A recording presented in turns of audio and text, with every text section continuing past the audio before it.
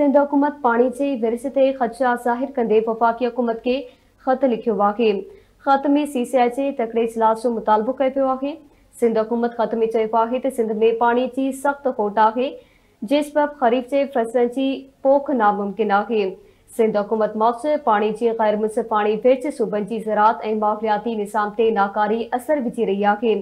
ख़त में सिंध हुकूमत इरसा तरफ़ां चोलिस्तान केनाल लाइ पानी जी दस्तियाबी जो सर्टिफिकेट के गैर कानूनी करार ॾिनो आहे।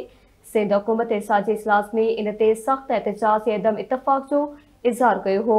सिंध हुकूमत जो मौक़िफ़ आहे त वाटर अवां खे ख़बर ॾियूं पिया।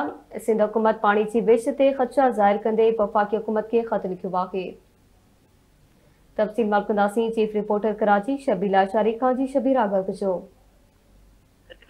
सिंध सरकार चोलिस्तान केनाल रिथा ख़िलाफ़ जेको आहे CCI खे ख़त लिखी छॾियो आहे। ख़त में जणायो आहे त इरसा जो जारी कयल जेको सर्टिफिकेट आहे उनखे रद्द कयो वञे। उनखां अलावा ख़त में इहो बि मुतालबो कयो आहे त चोलिस्तान केनाल बाबति जेसिताईं CCI को फ़ैसिलो नथी करे तेसिताईं इरसा जो जारी थियल सर्टिफिकेट रद्द कयो वञे। सिंध सरकार पारां लिखियल ख़त में चयो वियो आहे त सिंध में पाणी जी सख़्त खोट आहे, जंहिं सबबि ख़रीफ जे फसलनि जी पोख नामुमकिन बणिजी वई आहे। सिंध हुकूमत मूजिबि पाणी जी गैर मुनसिफ़ाणी विर्छ सूबनि जी ज़राअत ऐं माहौलियाती निज़ाम ते नाकारी असर विझी रही आहे। ख़त में सिंध सरकार इरसा इंडस्ट्रियल अथॉरिटी पारां चोलिस्तान केनाल लाइ पाणी जी दस्तियाबी जे सर्टिफिकेट खे गैर कानूनी करार ॾिनो वियो आहे। सिंध सरकार इरसा जे इजलास में उन ते सख़्त एहतजाज ऐं अदम जेको आहे उनजो इज़हार पिणु कयो हो। सिंध हुकूमत जो मौक़िफ़ आहे त वाटर अकार्ड 91 जी पेरा नंबर D14/4 जी बनकड़ी थी आहे, जंहिंजो असर सिंध जे पाणी जे हिसे ते पवंदो।